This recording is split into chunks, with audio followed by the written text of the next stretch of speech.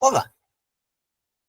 Em seu extenso estudo A Destruição da Razão, Georg Lukács procura analisar o desenvolvimento das correntes irracionalistas na Alemanha, entendendo-se aí por correntes irracionalistas aquelas que progressivamente se distanciaram do pensamento dialético e direcionaram a sua atenção a perspectivas mais subjetivistas, trazendo à tona a ideia da intuição como motor do conhecimento da realidade. Lembremos ainda que este racionalismo será acompanhado por uma tendência crescente de considerar a impossibilidade de análise da totalidade social. E, neste sentido, estas correntes, elas reforçaram muito menos o domínio da anti-razão do que da razão. Um dos autores contemplados por Lukács em A Destruição da Razão é Georg Simmel, autor extremamente complexo, sobretudo porque, ao lermos Simmel, temos que considerar também certos elementos mais subjetivistas da sua análise. Enquanto em sociologia estamos acostumados a lidar fundamentalmente com estruturas sociais mais definidas, Simmel vai enveredar pela investigação de uma diversidade de temas na qual emerge sempre um peso bastante grande da subjetividade.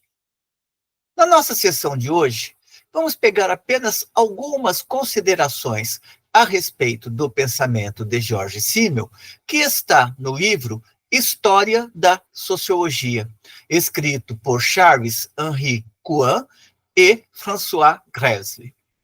Este livro foi publicado pela Cadernos Ensaio, uma editora de São Paulo, no ano de 1996.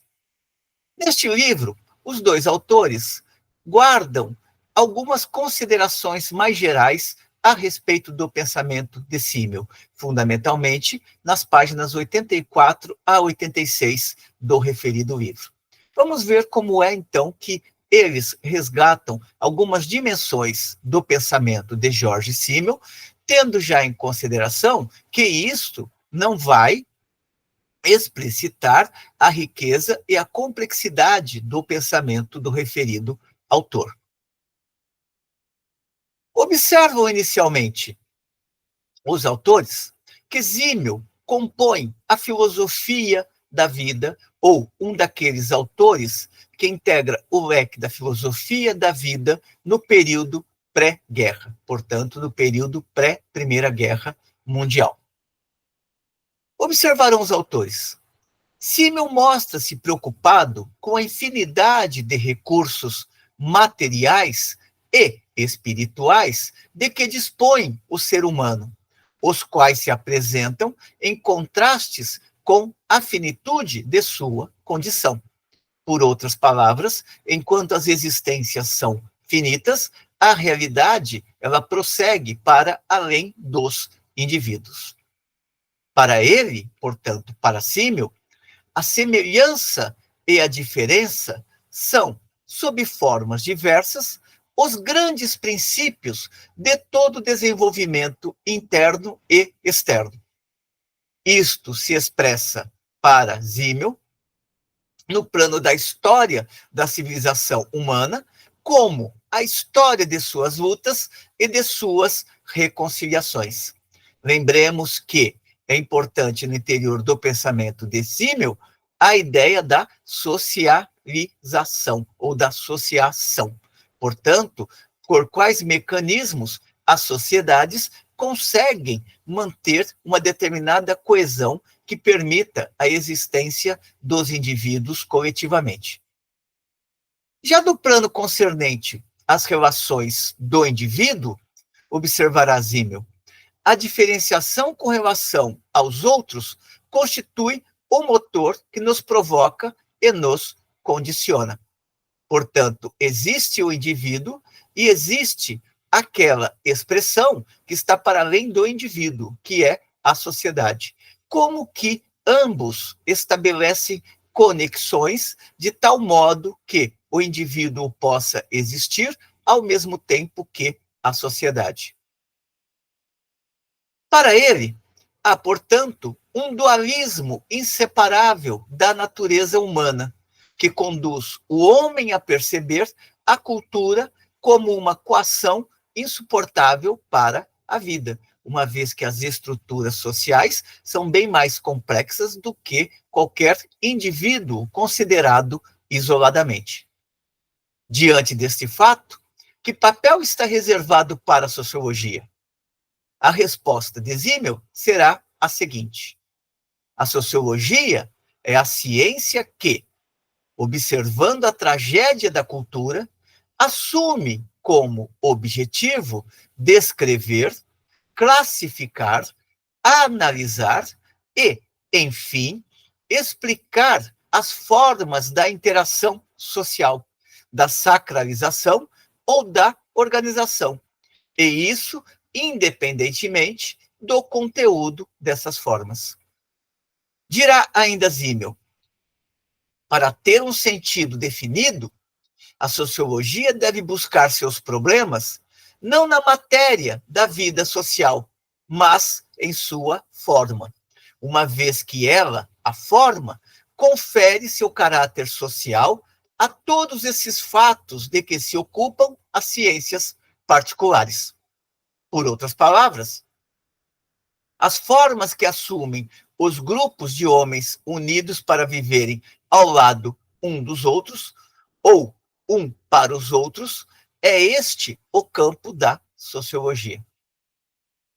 Observam os autores do referido estudo que, para a sociologia, no entender, ou melhor dizendo, a sociologia de Simmel considera que existem formas de socialização cujo tempo de vida é independente do tempo dos homens.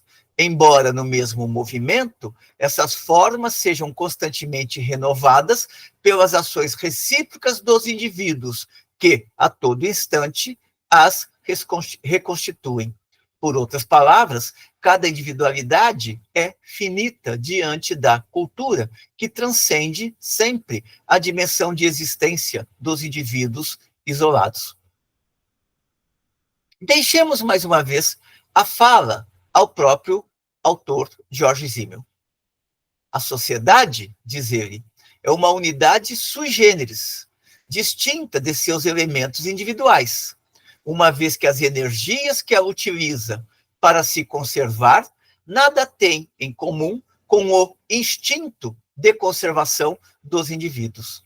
E aqui emerge um dos pontos que será alvo da crítica de Lukács, exatamente o fato de que estes autores que integrarão na Alemanha o leque do irracionalismo trazem para o primeiro plano a questão do instinto, a questão da intuição, a questão da subjetividade, desconectando estas questões daquela que deveria ser a problemática estrutural, ou seja, como que a sociedade produz e reproduz a sua existência, e a partir destes modos de produzir e reproduzir a sua existência, produzem também as ideias, as ideologias e as representações deste mundo.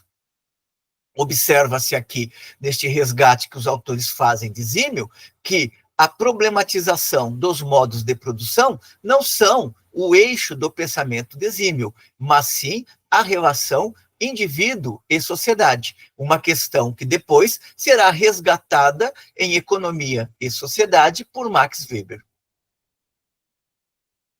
Dizer que a sociedade transcende aos indivíduos não significa, para Simmel, dizer que os indivíduos não significam nada ou que os indivíduos não existam. É certo, diz Simmel, que só existem indivíduos, que os produtos humanos só têm realidade fora dos homens se tiverem uma natureza material e que as criações, sendo espirituais, só vivem nas inteligências pessoais.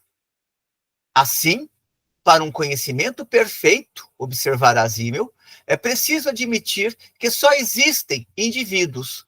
Todo fenômeno que parece constituir acima dos indivíduos alguma unidade nova e independente se resolveria nas ações recíprocas intercambiadas pelos indivíduos. Observemos que esta ideia será fundamental, uma vez que ela vai reaparecer em Weber nas ações dotadas de sentido. Quais são os sentidos reais ou supostos presentes nas ações e que fazem com que os indivíduos estabeleçam conexões com outros indivíduos. Desta forma de pensamento, vai decorrer, em Simmel, a atenção prestada aos fenômenos microsociais no que eles têm de evolutivo. Daí que, para os autores do referido estudo a respeito da sociologia, Simmel se apresenta, neste sentido, como um precursor em matéria da sociologia da vida cotidiana. E isso à medida também em que, para Simmel, o essencial para o sociólogo é isolar das realidades maciças o Estado, a sociedade, as classes, a ação recíproca das partes. Leia-se aqui a questão da esfera dos indivíduos no interior destas estruturas. Com estes elementos, os autores encerram estas breves considerações bastante gerais a propósito do pensamento de Simmel. Em outros vídeos, traremos mais reflexões que contribuam a problematizar ou a pensar qual é a dimensão do pensamento de Simmel e quais são as questões centrais que ele traz para a sociologia debater ao longo do século XX. É isso por hoje. Espero que tenham gostado da discussão. Como sempre, apresentem suas considerações positivas ou negativas e nos vemos em breve através de outros vídeos abordando o pensamento de George Simmel, assim como outras temáticas que têm composto o nosso canal. Até breve.